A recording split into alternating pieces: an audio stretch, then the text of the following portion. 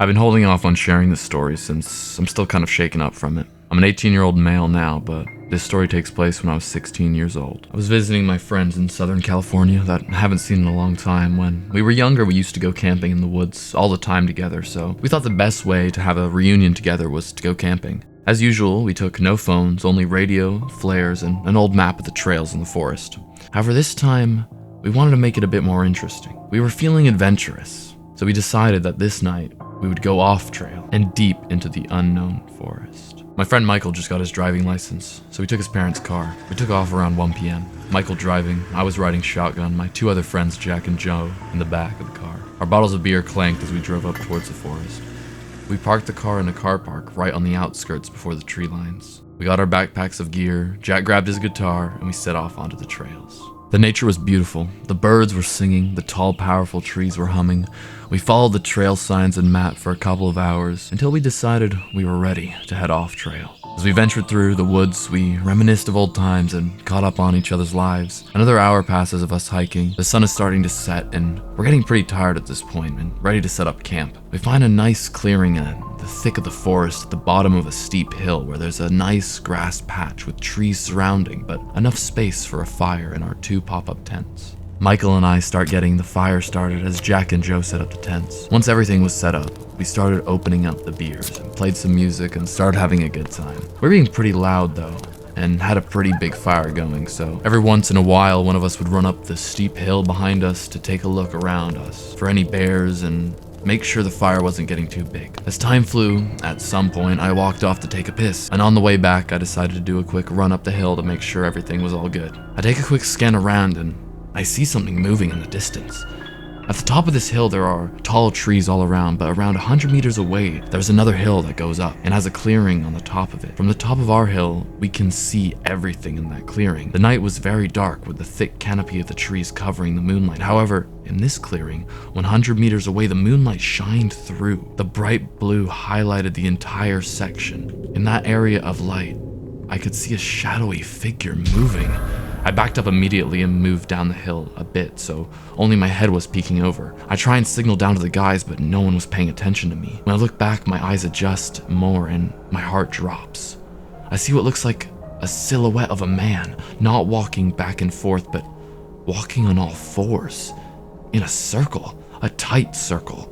What the fuck was a person doing out here in the middle of the night by themselves, on all fours, walking in circles? I hear the guys behind me still laughing and talking. I turn back and see Michael heading up the hill to see what I was doing. I signaled to him to keep low and pointed out the person. Not long after, all our heads were lined up peeking over the hill. We were all giggling and whispering to each other, trying to work out what the hell this person was doing. The longer we watched though, the longer we paid attention, the creepier it got. Something about the way they moved just felt unnatural. We started breaking back into whispered conversation when the person stops. They turn their whole body and face our direction. The moon was out, but since the canopy covered us with the darkness, he was the only thing highlighted. Plus we were 100 meters away, so I was sure that he couldn't see or hear us. But it felt like they could. Like they were looking right at us. I took a glance back and saw that the fire had died down some, so I know that it wasn't that. Then all of a sudden, they start crawling, not around in the clearing, but down the rough, steep hill in front of them, out of the light, out of sight, directly towards us.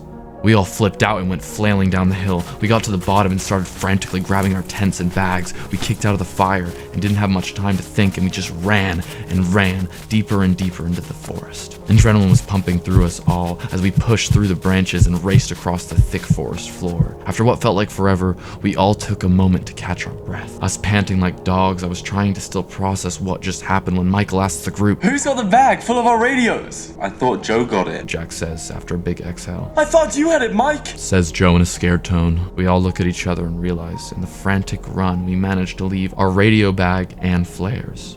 That was our only source of contacting back to the outside world. Thunder booms in the distance, rain starts pouring down. Jack, Joe, and Mike all start arguing on how this happened. I take charge and yell out over the rain, "Guys, listen up.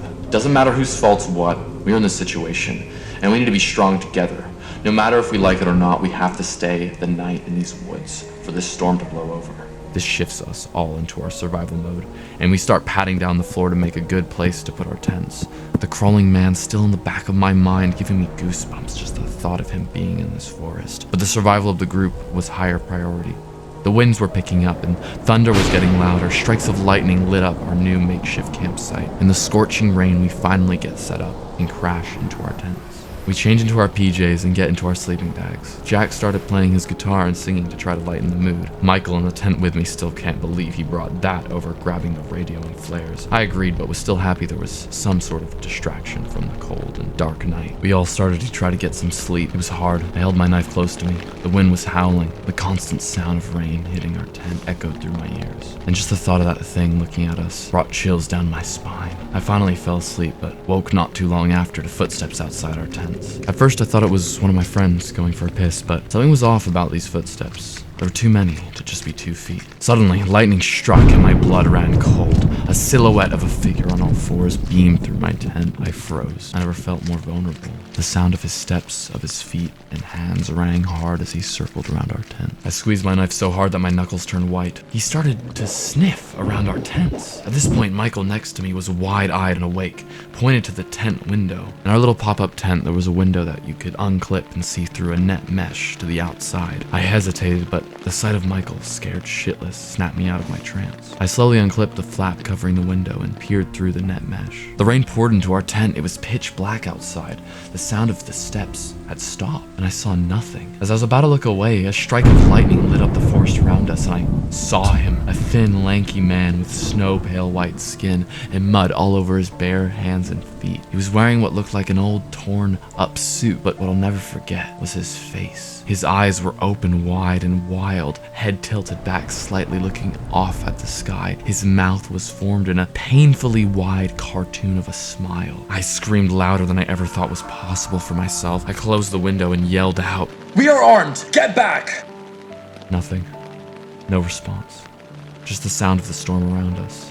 As what felt like an hour of nothing passed, I became sick of being scared. I took my flashlight and knife, unzipped the tent, and went outside. I used the flashlight beam to scan around our site and saw foot and handprints all around our tents, but no sign of the man.